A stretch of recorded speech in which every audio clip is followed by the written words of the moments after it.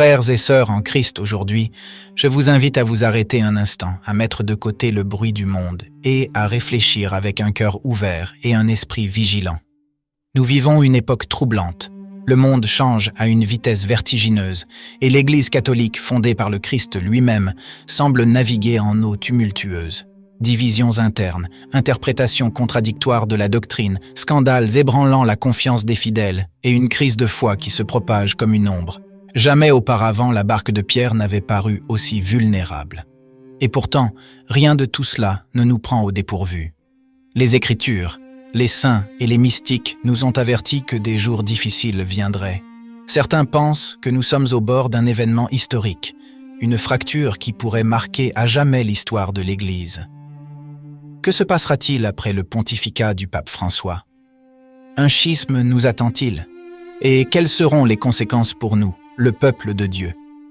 Les réponses pourraient déjà être écrites dans les prophéties de Fatima et dans les visions de mystiques qui, à travers les siècles, ont entrevu le destin de l'Église. Dans ce voyage ensemble, nous explorerons ces révélations, nous analyserons les signes qui se manifestent autour de nous et nous tenterons de comprendre comment nous préparer spirituellement à ce qui nous attend. Je vous demande de rester avec moi jusqu'à la fin. Ce que nous découvrirons pourrait transformer radicalement votre regard sur l'avenir de la foi catholique. Pour comprendre le présent, nous devons regarder vers le passé. L'Église catholique, au cours de ces 2000 ans d'histoire, a affronté d'innombrables tempêtes. Pensons aux persécutions des premiers chrétiens sous l'Empire romain, au grand schisme d'Orient qui a séparé l'Église latine de l'Église orthodoxe, ou encore au chaos du grand schisme d'Occident, lorsque 2 puis 3 papes se disputaient le trône de Pierre. À chaque fois, l'Église a survécu, guidée par la promesse du Christ. Les portes de l'enfer ne prévaudront pas contre elle. Aujourd'hui, cependant, la crise semble différente. Il ne s'agit plus seulement d'une question de pouvoir ou de politique, mais de foi. Les divisions ne concernent plus seulement les frontières géographiques ou les juridictions, mais le cœur même de la doctrine catholique. Les prophéties, qui ont été un phare pour les fidèles dans les moments sombres du passé, nous parlent désormais avec une urgence nouvelle, comme si le temps de l'épreuve était proche. En 1917, dans un petit village du Portugal appelé Fatima, la Vierge Marie apparut à 3 humbles bergers, Lucy dos Santos, François et Jacinthe Marteau, leur révélant 3 secrets qui allaient bouleverser le monde. Les 2 premiers secrets furent révélés rapidement, une vision de l'enfer montrant les âmes damnées et un appel à consacrer la Russie au cœur immaculé de Marie pour éviter les guerres et les persécutions. Le 3e secret, en revanche, resta enveloppé de mystères pendant des décennies, alimentant spéculations et débats. Ce n'est qu'en 2000, sous le pontificat de Jean-Paul II, que le Vatican en publia une partie. Le texte décrit une scène dramatique, un évêque vêtu de blanc, marchant parmi les ruines d'une ville dévastée, entouré des corps de martyrs, avant d'être tué par des flèches et des coups de feu. L'Église a interprété cette vision comme une référence à l'attentat contre Jean-Paul II, en 1981, mais de nombreux chercheurs et théologiens estiment que son sens est bien plus large. Le cardinal Mario Luigi Ciappi, théologien personnel de 5 papes, déclara que le 3e secret contenait un avertissement sur une immense apostasie qui prendrait naissance au sommet de l'Église. Cette déclaration a donné naissance à des théories selon lesquelles le Vatican n'aurait pas révélé le message dans son intégralité, peut-être pour éviter de semer la panique parmi les fidèles. Sœur Lucie, dans des lettres écrites dans les années 1980, semble confirmer cette vision sombre, évoquant une crise spirituelle qui frapperait l'Église de l'intérieur. Frères et sœurs, regardons autour de nous. Les divisions entre évêques, les controverses sur des sujets comme le mariage et la morale, les fidèles qui s'éloignent de la pratique religieuse. Ne serait-ce pas le début de ce que la Vierge de Fatima nous avait annoncé? Le 3e secret n'est peut-être pas seulement une prophétie du passé, mais un avertissement pour notre époque. Les visions de Fatima ne sont pas isolées. À travers les siècles, divers mystiques et saints ont reçu des révélations qui semblent converger vers un avenir de crise pour l'Église. Examinons-en quelques-unes. Au-delà des apparitions de 1917, Sœur Lucie a continué à recevoir des messages de la Vierge tout au long de sa vie. Dans une lettre au cardinal Carlo Caffarra, elle a écrit que La bataille finale entre le royaume de Dieu et celui de Satan se livrera sur la famille et l'Église. Aujourd'hui, nous voyons cette prophétie se réaliser. Des débats enflammés sur le mariage, la famille et la doctrine divisent les fidèles et les pasteurs. En 1973, au Japon, sœur Agnès a reçu un message marial reconnu par l'Église locale. La Vierge lui a dit « Un temps viendra où les cardinaux s'opposeront aux cardinaux, les évêques aux évêques. Satan s'infiltrera dans les plus hauts rangs de l'Église et de nombreux prêtres conduiront les âmes à la perdition. » Ces paroles, qui rappellent le troisième secret de Fatima, décrivent un conflit interne qui semble déjà visible dans les disputes publiques entre prélats.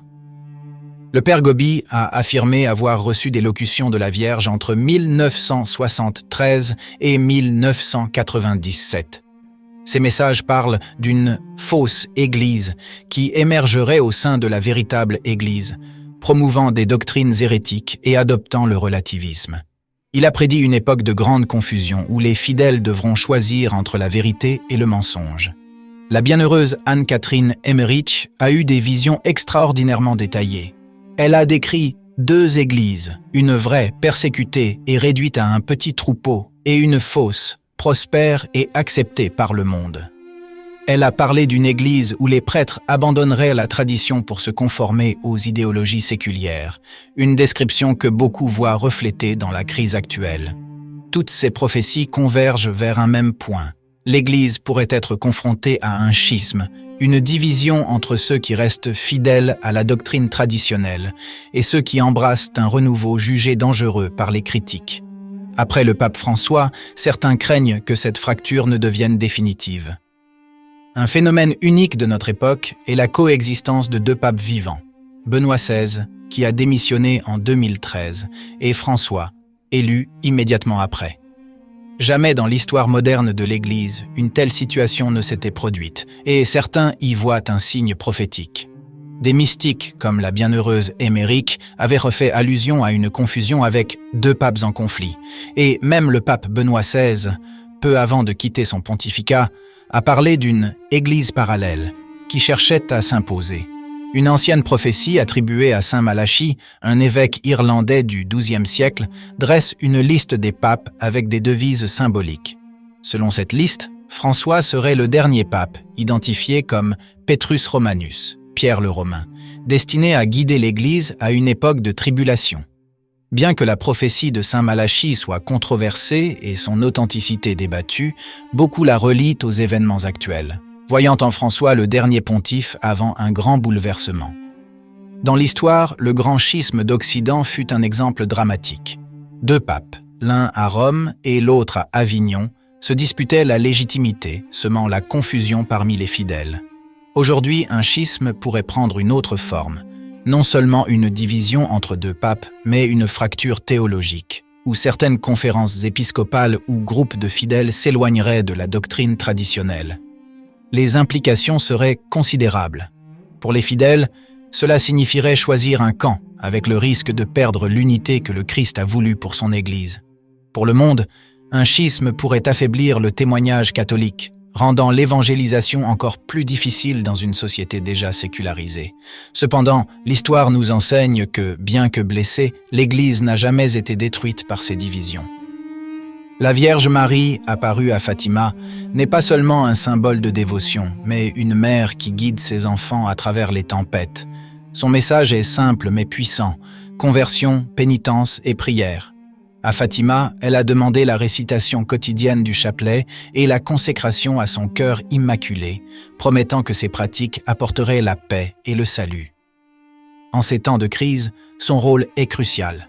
Beaucoup croient que la promesse du triomphe de son cœur immaculé, annoncée à Fatima, ne s'est pas encore réalisée et que son accomplissement dépend de la réponse des fidèles.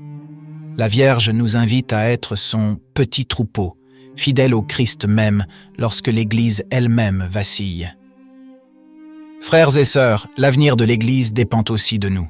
Soyez le sel de la terre et la lumière du monde en ces temps difficiles. Abonnez-vous à la chaîne pour approfondir ces sujets essentiels. Partagez cette vidéo avec ceux qui cherchent des réponses et écrivez dans les commentaires. Pensez-vous que l'Église se dirige vers un schisme? Quels signes voyez-vous dans votre communauté? parlons-en ensemble. Que Dieu nous bénisse et nous guide sur ce chemin.